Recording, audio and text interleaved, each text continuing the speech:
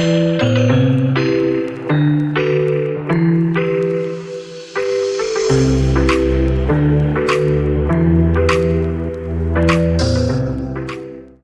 friends, welcome to this week's episode of Not Your Mama's Podcast. And today's guest is Casey Weiss.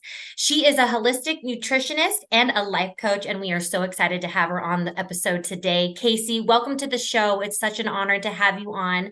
Can you introduce yourself a little bit more to our audience today? Definitely. Thank you so much for having me. Thanks for that intro. So I am, as I said, Casey. I'm a certified holistic nutritionist, and I came into this space after having years of my own struggle, years of eating issues, I will say, and going from that to yo-yo dieting for years and truly feeling at war with body, with food. And it wasn't until I was able to find peace to heal my relationship with food and my body that finally everything really clicked for me. Mm-hmm. It was when I started to stress less about food that I was able to shed the excess weight and become my healthiest self. Totally. And that's what we love to talk about here on the podcast is not only like the physical health, but the mental health is so important because that's what's going to keep you going and have that ambition and the strength to reach your goals. Because if you have that weak mindset, you're going to give up on yourself. And it's very important that we encourage, great mental mindset. And so with you, what is the all or nothing mentality and how does that affect our health? Oh, love this. Okay. So basically this is the all or nothing mentality is what truly plagued me for 10 years. So this idea that you have to do it all or it's nothing or it's not worth it. Mm-hmm. And I have a lot of clients coming to me that are self-proclaimed type A perfectionists and wear it like a badge of honor. And a lot of us women have been conditioned to think that this is something that we should aim and strive for. We see this diet, we hear about this girlfriend who's had these like amazing results. And so we want to dive in and we get this dopamine rush from we've all been there. Like you may not want to admit, we've all been there where we've gone on some like crazy crash diet and every day we're waking up in the morning, we're weighing ourselves and we're seeing that like half pound go down. I mean, it's generally water weight or whatever it is, but something crazy. And we're like, oh my God, it's working. And we get this like rush and it's this crazy, like we almost like this crazed feeling. But guess what? It's not sustainable. And it's sure as hell is not healthy. And so we're putting ourselves in these extremes. So what would you say to someone that's like kind of stuck in that all or nothing mentality? Like they have the sugar, they eat it. And the next thing you know, every decision after that is like all downhill. Because to be honest with you, I can be that way. Yeah. It's like, oh, well, I already gave up on that. So I'm just going to like, once the Pringles pop, they just don't stop, So what can you say to someone struggling with that? What can they do today? Well, two things because I was going to say one thing, but then you said Pringle, like the don't stop.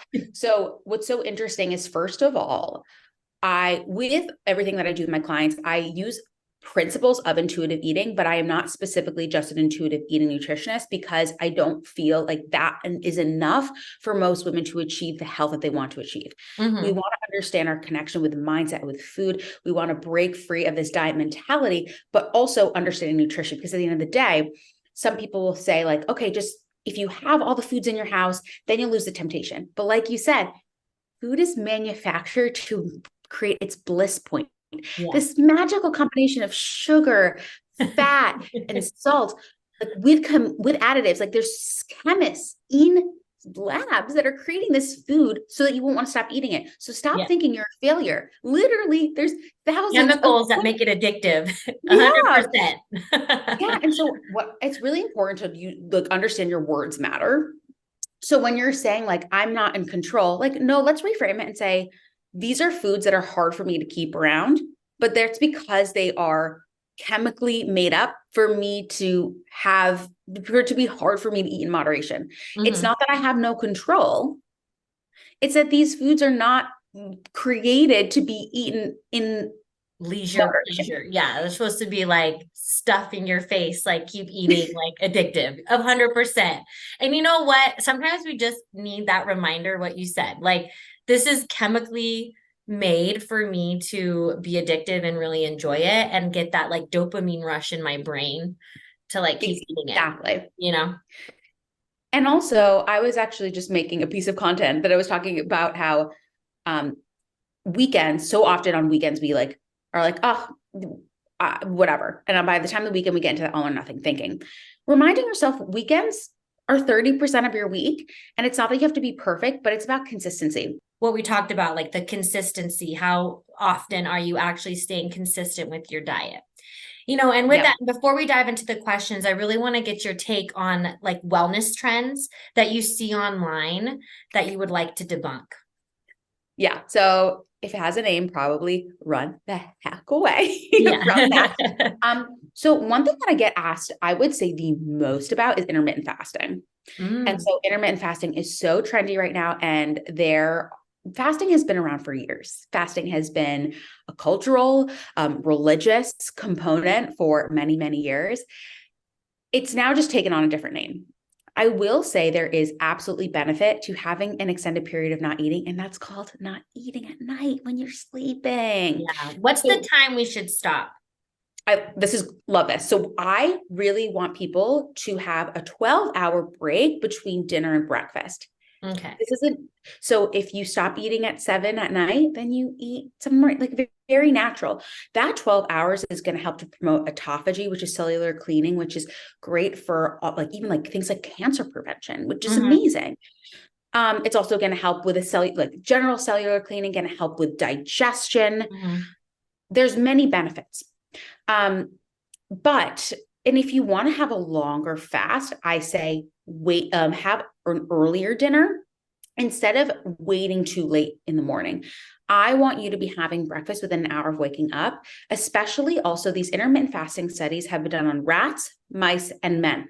Mm-hmm. They have not been done on women who have vastly different hormonal cycles. So yeah, that's what I definitely want to clear the air on. No, I love that.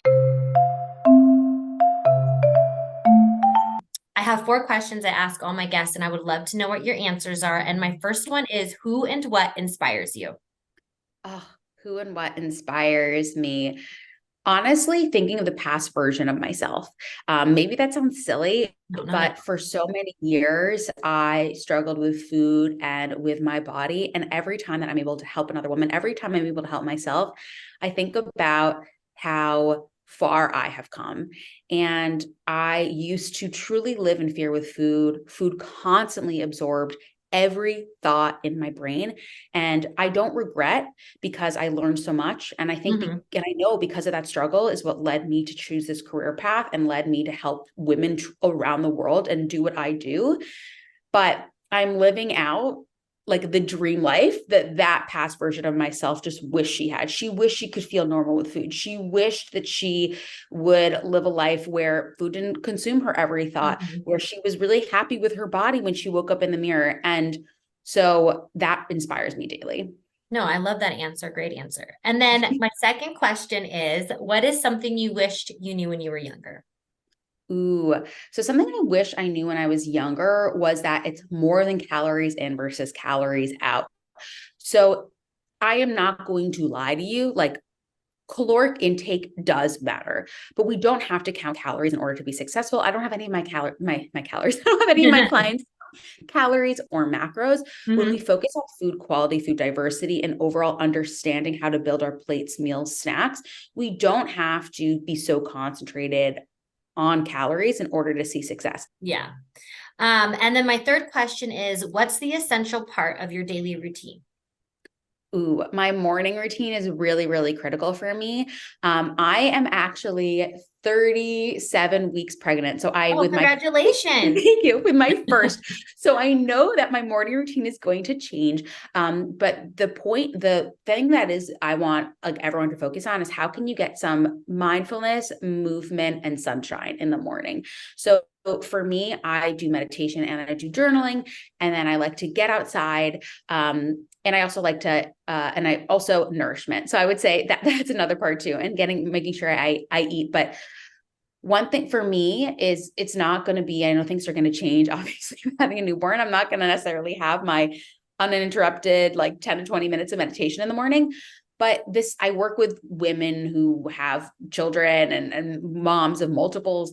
And what's really important is for all of them to find some way that during the day that they can get some type of mindfulness and some type of centering back to themselves. One thing that people really overlook is getting that morning sunlight. And even if it's gray out, getting outside in some way is so helpful for your cortisol levels, for overall your circadian rhythm to help you sleep at night. The best way to get you a good night's sleep is to actually get sun exposure in the morning. Yeah. So I do live in California. I live in Northern California though. So we get a little more weather than Southern California. Yeah. But I am from Connecticut. So I am used to and I went to school in the Midwest. So I'm used to all types of weather. And it is crucial that we can get outdoor exposure when possible. Perfect. Yeah, no, I think that is critical. I walk every morning with my children to school, and it Love makes that. such a difference, like in my mood, and I think even in my kids' moods. They really like to walk. And then my last question is best advice you've ever received. Ooh, best advice I ever received is if if they aren't leading the life like you want to lead, then you don't need to take advice from them. Perfect. I know it was definitely said more eloquently, but I think very often, especially in my younger years, I thought that like I should absorb as a sponge everyone's opinions and thoughts and advice. And you can still listen and be kind and say, and nod your head. But if they don't lead the life you want to lead, then maybe it's not the best idea to take advice from them, at least in that category. Yeah, perfect. Well, Casey, before we go, do you have any last words you would like to tell the audience? Yeah. So I just want to remind you that just because other people have certain goals with their health, their wellness, their body, that doesn't have to be your goals. It's important that you focus on how do you want to feel. And so how you want to feel can incorporate aesthetic goals, but first focus on like, when you wake up, like what is that version of you that you want to feel? So if you want to feel energized, if you want to feel confident, that can of course include, as I said, aesthetic goals, but it's not just that. And so being clear and honest with yourself with that is really important. And I think is the best way for us to get clarity on what we really want to achieve. Perfect. Well, Casey, thank you so much for coming on this week's episode of Not Your Mama's podcast. It was such an honor to have you on and share all your insights. Her link is down below in the show notes, so don't be shy. Go say hi. And thank you for everyone listening to this week's episode. See you in the next one. Thank you.